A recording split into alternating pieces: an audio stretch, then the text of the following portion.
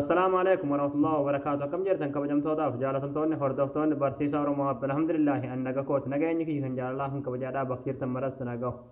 إجادا وتوتن كيا فيديو راكنا كيستي وني نسمبرسيسو غافي نما هندا كنتا يجودا ركو فيسبوكي تكون نسمبرسيس إني اسماعيل يجتني يجودا نموني هدون فيسبوكين كينيا يرو إيميل في باسورد تقول نه باسورد سنور رافودا تودي ده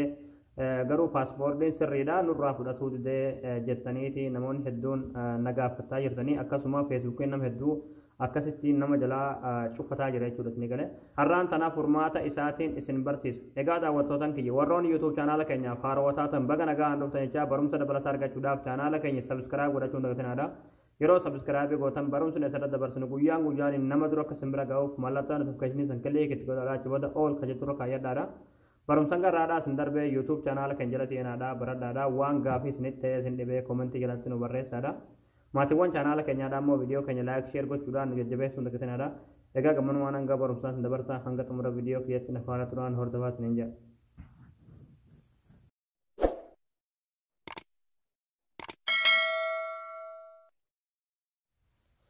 hayyee daawwattootaan kiyyaa feesbuukiin yeroo ammaa kana yeroo loogaatu godhanii keessaa bahanii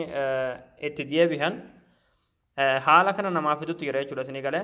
kaan ammoo osuma nagumaan dalaguuti loogaat ta'ee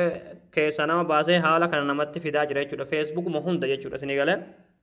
amma yeroo haala kanaan feesbuukiin keessan akkas ta'ee haala kana isinii fide asirratti jechuudha turn on feesbuuk kajettoon kiliikni gootanii ammallee next kiliikni gootanii ammallee next ma kiliik gootu haala kanaan isinii fida jechuudha ammalleedha asirratti jechuudha kunoo akkuma asirratti argaa jirtan tulraayitii keessa jirtee sun ammoo gartee asirratti mallattoo rijiinfannoo nu garsiifteerti jechuudha amma egaa ammallee feeks na'u kajoo kana kiliikni gootanii ammallee turn on kajoo kana kiliikni gootu ammallee asirratti jechuudha text message cms kanarratti raayitii guutu jechuudha kan olirraa kaaftanii asirratti guutanii akka shari'aa teessan irratti risaalaa isiniif ergu jechuudha koodii malee koontinuu kiliik gootu ammallee koontinuu kiliik gootu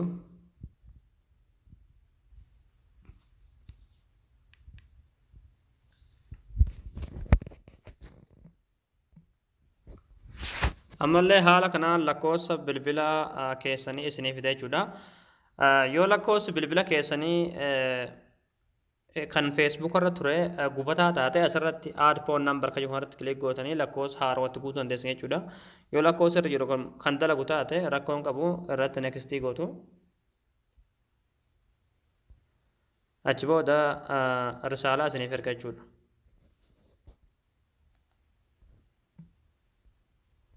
egaa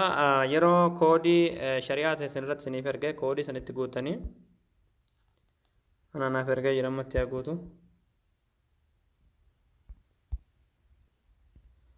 achi booda koontinuu kiliik gootu jechuudha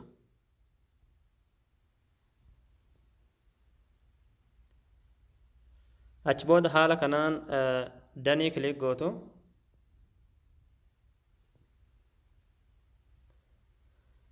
achi booda ammallee deebitaniiti danii kiliik gootu amma xumurree jira raayitii kaa'ee jira jechuudha akkuma asirratti argaa jirtan banamuuf deema jechuudha kalaas yeroo amma danii kiliik goone feesbuukiin keenya nagaan nuuf banamee nu dalagaa jechuudha danii kiliik goone ammalleedha egaa achi booda haala kanaan ookee kiliik gootanii egaa amma kanoo nuuf banamee jira xumurree jira jechuudha isin galee amma booda feesbuukiin keessan isinirratti hin cufatu jechuudha yeroo loogaat gootanii baatanii deebitanii seentanii nagumaan isiniif seenaa akkanaanis feesbuukiin keessan isinirratti hin cufatu isin jalaa hin cufamu jechuudha isin galee